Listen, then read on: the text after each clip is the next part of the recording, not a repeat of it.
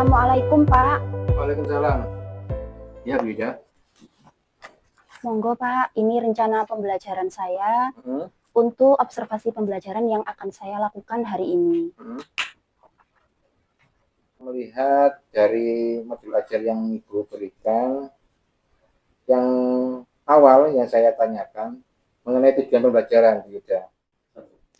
Untuk tujuan pembelajaran pada pertemuan ini yaitu agar peserta didik dapat menganalisis perubahan sosial yang terjadi dalam masyarakat, meliputi bentuk perubahan, faktor penyebab, dampak yang ditimbulkan, serta mampu menentukan sikap yang tepat dalam menghadapi perubahan tersebut dalam kehidupan sehari-hari.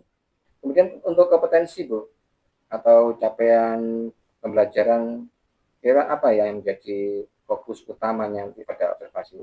Untuk capaian pembelajarannya yang menjadi fokus utama saya yaitu kemampuan peserta didik dalam memahami dinamika perubahan sosial yang terjadi dalam masyarakat, serta dapat mengaitkannya dengan kehidupan yang nyata untuk membentuk sikap yang adaptif dan bertanggung jawab.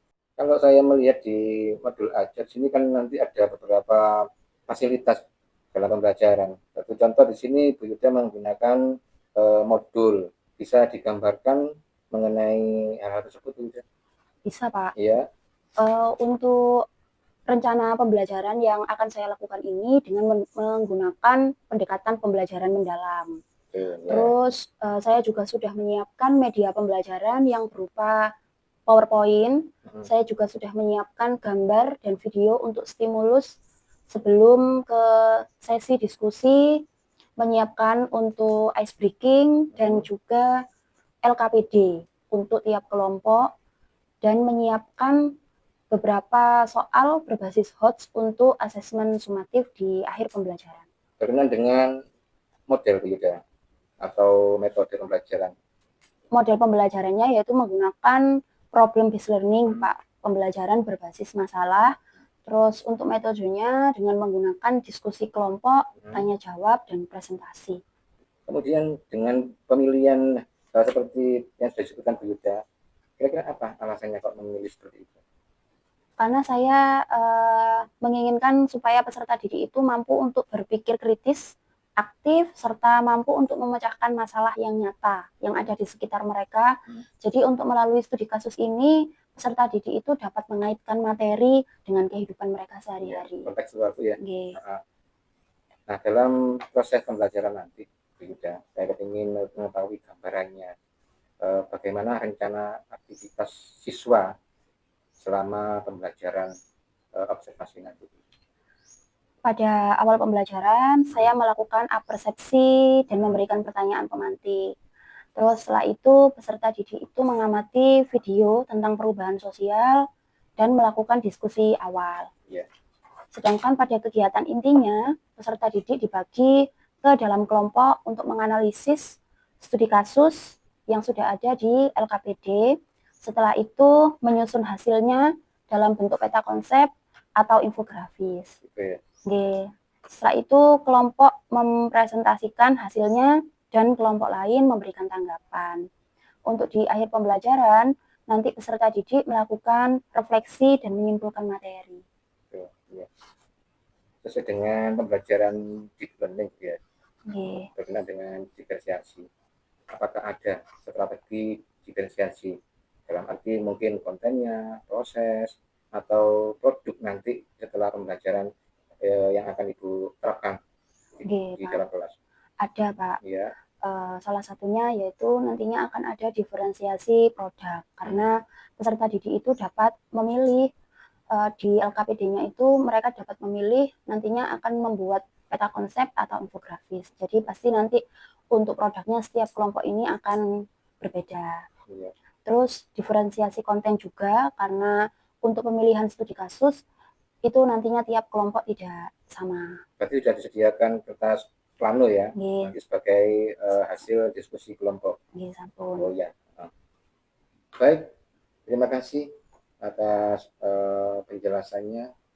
Semoga nanti pembelajaran observasi ini bisa berjalan dengan lancar sesuai dengan apa yang panjenengan rencanakan.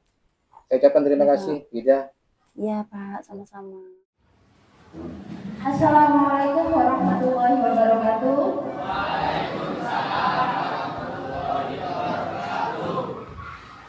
Bagaimana kabarnya hari ini? Baik. Alhamdulillah. Sebelum kita mulai pembelajaran kita hari ini, mohon bantuan untuk ketua kelas untuk memimpin doa terlebih dahulu. Sebelum kita mulai, mari kita berdoa terlebih dahulu. Berdoa mulai. Berdoa selesai. Terima kasih. Baik, saya absen terlebih dahulu ya.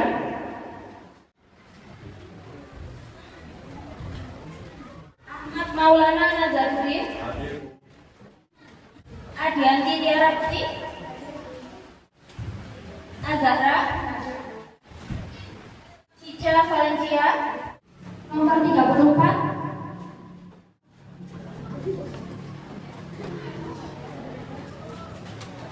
26.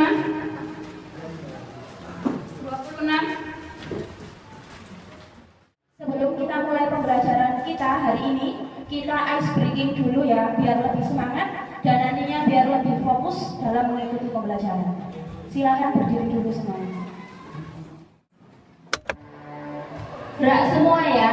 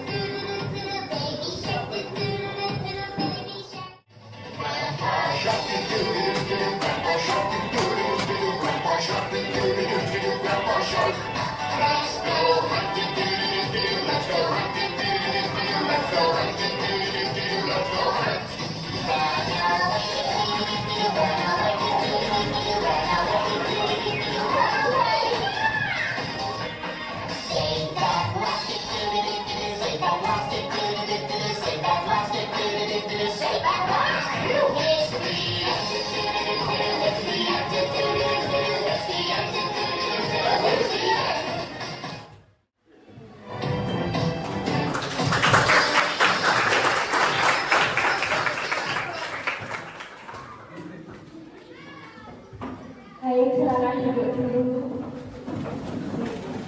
Gimana? Mulai semangat? Sudah semangat? Tepuk 1 bilang yes, tepuk 2 bilang oke, tepuk 3 bilang semangat, dan tepuk 4 bilang konsentrasi. Tepuk 1, tepuk 2, tepuk 3, tepuk 4, konsentrasi. Tepuk tangan untuk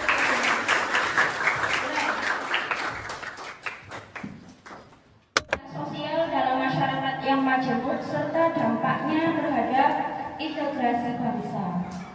Untuk kegiatan kita hari ini, yaitu nanti akan kita awali dengan pemahaman dulu, yaitu dengan memahami konsep perubahan sosial, bagaimana bentuk dan contoh perubahan sosial. Setelah itu, apa saja penyebab perubahan sosial dan bagaimana dampak perubahan sosial dalam kehidupan bermasyarakat. Untuk model pembelajarannya, nanti kita akan belajarnya berbasis masalah ya, atau problem based learning. Untuk strategi pembelajarannya nanti, kita akan belajar secara berkelompok dan melakukan presentasi. Untuk kegiatan assessment atau kegiatan penilaian, nanti akan ada kegiatan penilaian di awal, ketika penilaian proses dan penilaian akhir, bentuknya post-test. Gambar yang ada di LCD ini, ya, kira-kira ini gambar apa? Ada yang bisa menjelaskan dari kedua gambar ini perbedaannya apa? Inul? Kalau yang pertama itu ya, itu orang dulu kan cari makan buat diri sendiri. Terus kalau yang sekarang itu lebih modern dan ini kan kalau dulu nyari, kalau sekarang itu udah ada yang keluar, ada yang nyari susuran. Oke, baik. Kedua gambar ini menunjukkan bagaimana cara manusia untuk memenuhi kebutuhan hidupnya. Selanjutnya, kalau untuk gambar yang ketiga ini, ada perbedaan enggak? Ada. Gambar yang pertama lagi ngapain? Belanja di pasar tradisional. Sedangkan untuk yang ini, belanjanya online. Di pembelajaran kita hari ini, kita ini adalah aktor, ya, aktornya perubahan sosial. Kita yang menentukan baik buruknya adanya perubahan itu. Tergantung bagaimana cara kita untuk menyikapinya. Dengan belajar hari ini, kalian akan bisa lebih siap menghadapi perubahan yang ada di sekitar kalian, tetap menjaga hal-hal yang baik yang perlu terus dipertahankan dalam kehidupan sehari-hari. Silakan kalian bisa melakukan asesmen awal terlebih dahulu. Untuk asesmen awal ini, kalian bisa langsung scan barcode melalui layar ini, tidak apa-apa. Atau kalau misalnya mau lebih mudah, tadi sama Bu Yuda sudah diberikan barcode untuk asesmen awal. Silakan di-scan di HP-nya masing-masing.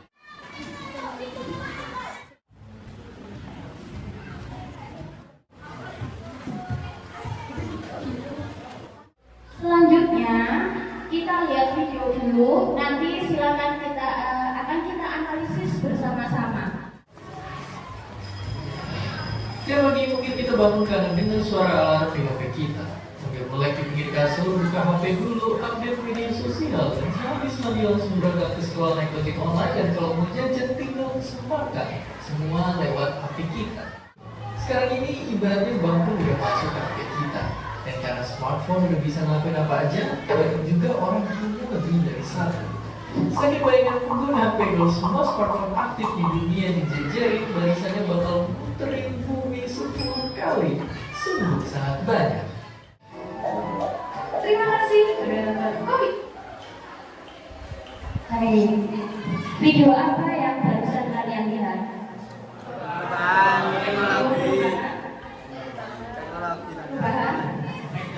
Perubahan teknologi. Nah, dari video ini kira-kira apa tadi yang menyebabkan adanya perubahan sosial? Revolusi. Ya, yang menyebabkan masuknya berbagai macam teknologi yang canggih yang masuk. Selain itu juga ada internet, ya, sehingga menyebabkan banyaknya perubahan sosial yang terjadi.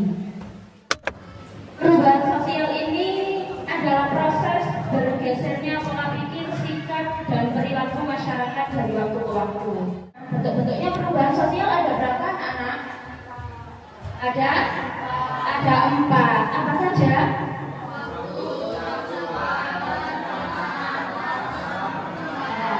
Ada yang berdasarkan waktu, ada yang berdasarkan cakupan, ada yang berdasarkan perencanaan, dan ada yang berdasarkan arah perkembangan. Oke, selanjutnya kita masuk ke sesi diskusi. Ya, jadi ini nanti sama Bu Yuda dibagikan soal studi kasus. Silakan kalian analisis studi kasus yang ada di sini. Terus setelah itu hasil analisisnya silakan dituangkan dalam bentuk peta konsep atau infografis.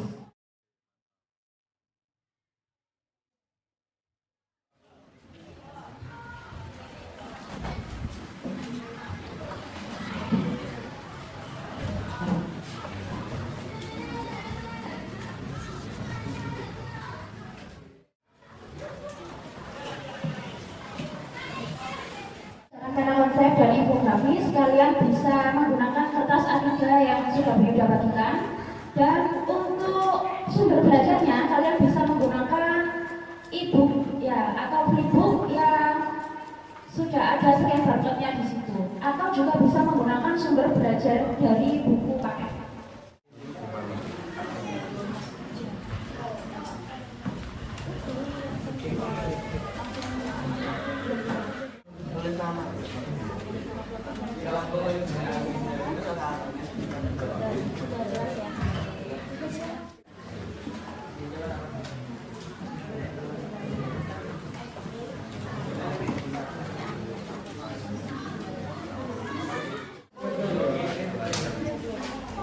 Yang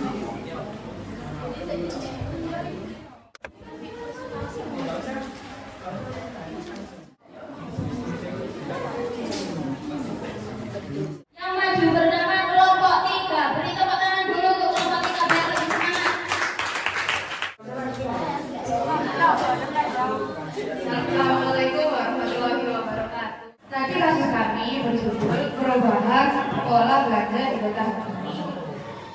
Di kota Harmoni, masyarakat beralih dari belanja di pasar tradisional ke belanja online, sehingga pasar menjadi sepi dan juga pedagang pun merugi. Perubahan ini memudahkan warga, tetapi mengurangi interaksi sosial. Itu saja yang dapat kami sampaikan. Apakah ada pertanyaan? Kelompok 5 mau bertanya, perubahan apa yang tampak pada studi kasus tersebut? Baik, saya akan menjawab. Perubahan yang terjadi adalah perubahan pola belanja yang dulunya belanja di pasar tradisional dan sekarang bisa menggunakan teknologi digital. Itu saja yang dapat kami sampaikan. Apabila ada salah kata, mohon dimaafkan. Chat gebetan dibalas singkat.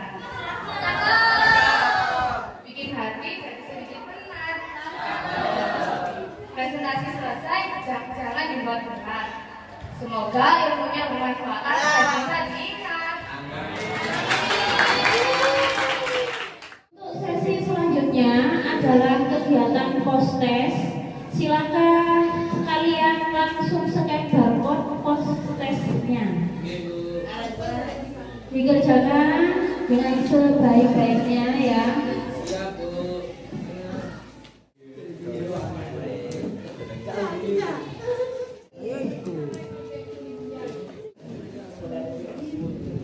Sudah menyelesaikan post-test, sekarang adalah kegiatan refleksi.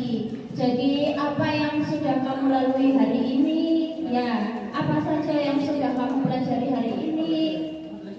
Di situ sudah ada 2 pertanyaan refleksi ya. Silakan nanti bisa dicatat di buku tulisnya.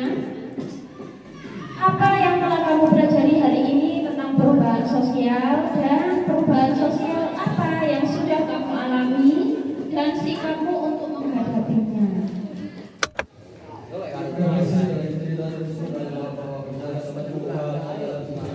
Solidaritas, adaptasi, dan inflasi adalah kunci dari bangkit dan membangun masa depan yang baik. Saya telah belajar bahwa perubahan sosial adalah proses transformasi yang mempengaruhi struktur, nilai, dan perilaku masyarakat. Perubahan ini dapat disebabkan oleh faktor internal seperti inovasi dan faktor eksternal seperti bencana alam dan perubahan kebijakan. Perubahan sosial yang saya alami adalah adaptasi terhadap pembelajaran jarak selama pandemi COVID-19. Sikap saya untuk menghadapi adalah dengan tetap fleksibel, terbuka terhadap hal baru, dan aktif mencari cara untuk belajar dan adaptasi. Oke, baik. Ada lagi yang mau menambahkan refleksinya? Refleksi dari saya telah mempelajari bahwa perubahan sosial terjadi karena faktor internal maupun eksternal yang dapat membawa dampak positif maupun negatif. Dalam kehidupan sehari-hari saya juga mengalaminya, misalnya melalui perkembangan teknologi yang memudahkan komunikasi dan belajar. Tetapi juga bisa berdampak buruk jika digunakan berlebihan. Oleh karena itu, sikap saya dalam menghadapinya adalah memanfaatkan perubahan untuk hal-hal positif serta tetap membatasi diri agar tidak terkena dampak negatifnya. Itu saja dari saya, Bu. Baik, terima kasih untuk Inul. Seperti yang Bu Yuda bilang tadi, perubahan sosial itu sangat dekat dengan kita. Ya, perubahan sosial itu sangat dekat sekali dengan kita. Tentunya dengan adanya perubahan sosial itu tidak hanya dampak positif saja, tapi juga ada dampak negatifnya.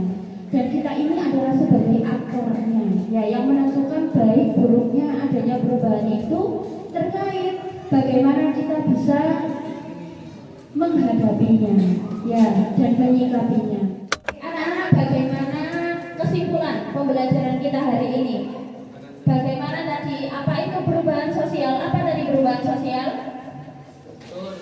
segala sesuatu yang berubah di segala aspek dalam kehidupan masyarakat. Bentuk-bentuknya apa saja tadi? Ada 4. Apa saja? Ada yang berdasarkan waktu, ada yang berdasarkan perencanaan, ya, ada yang berdasarkan arah perkembangan, ada yang berdasarkan cakupan. Supaya kalian nantinya bisa mengaplikasikan ya terkait perubahan sosial ini. Jadi nanti silakan di rumah ya mencari contoh nyata perubahan sosial yang ada di lingkungan sekitarmu. Dan terima kasih untuk hari ini Bu Yuda ucapkan selamat karena kalian sudah belajar perubahan sosial hari ini dengan semangat dan sangat aktif. Silakan ketua kelasnya untuk memimpin doa terlebih dahulu sebelum kegiatan penutup. Sebelum mengakhiri pelajaran dari kita, mari kita berdoa terlebih dahulu. Berdoa mulai.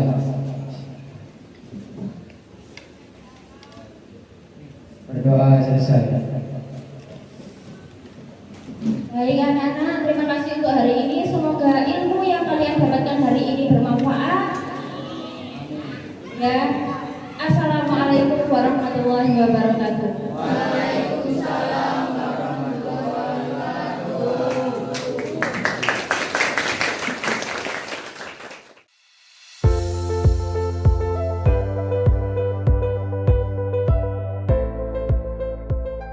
Terima kasih Bu Yuda menyempatkan waktu untuk merefleksi dari apa yang sudah dilaksanakan dalam proses pembelajaran IPS tadi, Bu Yuda. Saya punya beberapa catatan yang menjadi poin-poin penting yang saya amati selama Bu Yuda melaksanakan observasi pembelajaran mata pelajaran IPS. Sebelumnya saya ingin tahu dulu bagaimana Bu Yuda perasaannya. Secara umum saya merasa senang dan cukup puas, Pak. Karena pembelajaran hari ini berjalan dengan lancar, siswa juga cukup antusias untuk mengikuti pembelajaran. Bagaimana dari pembelajaran tadi yang sudah berjalan dengan baik menurut Bu Yuda? Menurut saya bagian yang paling berjalan dengan baik itu saat diskusi kelompok dan presentasi, Pak. Karena di situ siswa itu terlihat lebih aktif dan mulai berani untuk menyampaikan pendapatnya.